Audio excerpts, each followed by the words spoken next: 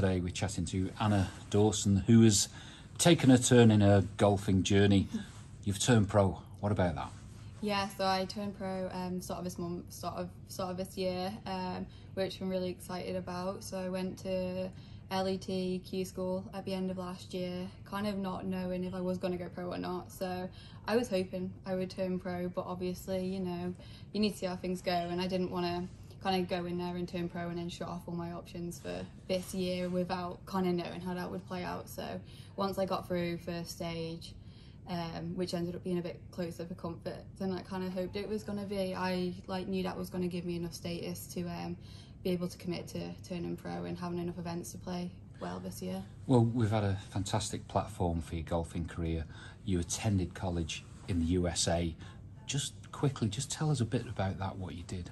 Yeah, so going to Memphis was like such a big learning experience for me. Obviously, you go from being, I don't know, big fish in a small pond over here, really small pond, and then yeah, you're just like thrown into a school that's like almost half the population of the Isle of Man in like somewhere in America that's not touristy at all, and it all seems very real. But I had some really big experiences and I learned a lot. I think just kind of it's when you start to learn to like travel more by yourself and having the independence of not having mum and dad on your back being like, if you're doing your schoolwork, like you need to be here, you need to be there. So yeah, definitely kind of grown up a little bit, quite a lot really in that time. And then yeah, got some results under my belt playing against a complete different group of girls who I've not met before. So yeah, it's new people to test yourself against and see kind of like where you're at in the amateur game and against other people. And once you get a couple of good results behind you, it's really reassuring. And then yeah, I think it's quite easy to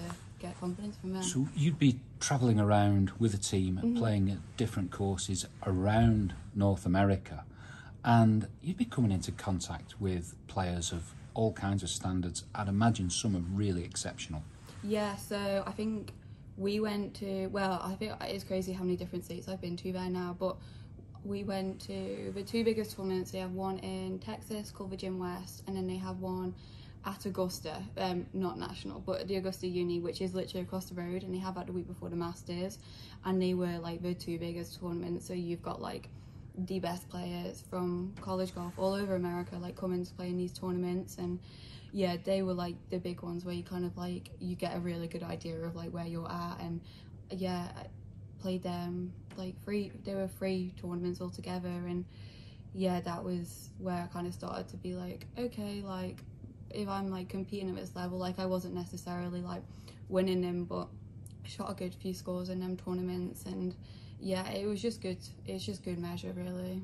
So you had 3 years was the course? Well, 4 years, but with COVID, I kind of didn't end up doing like a year. It was online, so I didn't actually get to compete in that time. So with that experience behind you, and then last year, things seemed to move up to another level. So you had a good performance in some competitions away in the UK, didn't you?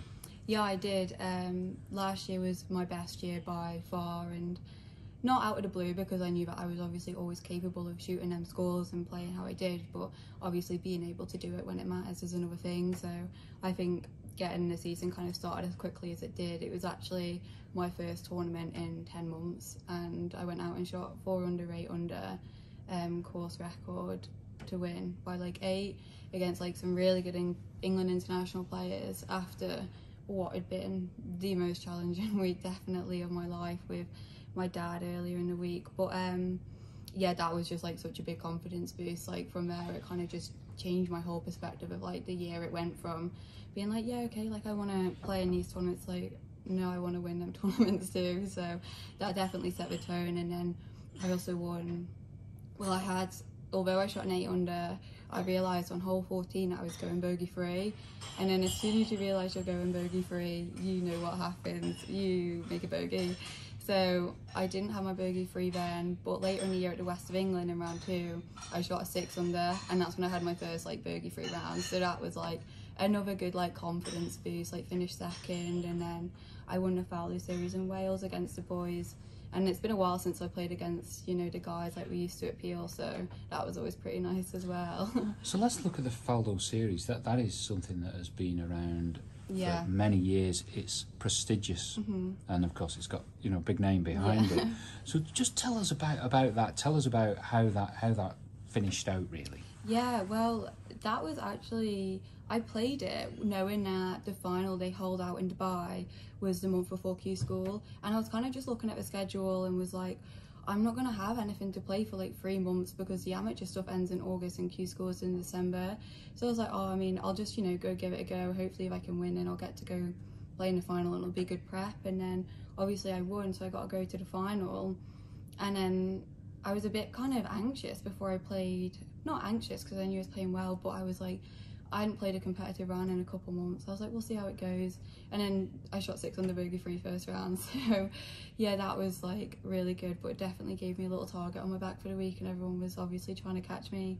But yeah, obviously managed to get that over line and win the girls and meet Nick Faldo and meet his caddy as well. She came in and gave us a talk, and it was just like a really insightful week, and it was amazing. And then with on top of winning that as well, it got me an invite to play in the Asia Grand Final, which unfortunately I can't play now I've turned pro, but it does also get me an invite to play in another Ladies European Tour event, so hopefully that will just kind of like boost up the schedule just like a little bit more as well on top of the category I've earned. So you talk about Q School, that is qualifying, and that is giving you the launch pad into taking part in professional events. Yeah. Just give us a flavour of really what lies ahead. Okay, so I earned category 16 at qualifying school. So yeah, I mean, it's really hard to predict about how many tournaments I'll get and everything, but what they said, they did an intro at like the start of final stage, kind of what got what last year, and obviously it was still COVID, so it is tricky, but I think the last person who finished in my category got a minimum of 14 events on the European Tour, so I'm hoping obviously I can just get what I can and then go and take advantage of them tournaments, and yeah, just do as well as I can and not end up at Q School again next year would be a pretty good year. So we're in January. When are we going to see you on the starting block, so to speak? Yeah, pretty soon, end of this month, 27th of Jan, I'm flying out to Kenya, so that's the first event of the season, so I'm playing that, starting on the 2nd, finishing on the 5th, so yeah, magical Kenya Ladies Open, it's going to be my first professional event, debut on European Tour, so starting pretty quickly, yeah. Well, this is really exciting. It's not just exciting for the Isle of Man golfers, but it's exciting for the Isle of Man. You're going to be flying the flag far and wide, so hopefully we'll be able to follow you on social media here and there, and we'll be reporting, and we just want to wish you every best bit of good luck, really, and have a great year ahead. Yeah, no, thank you very much.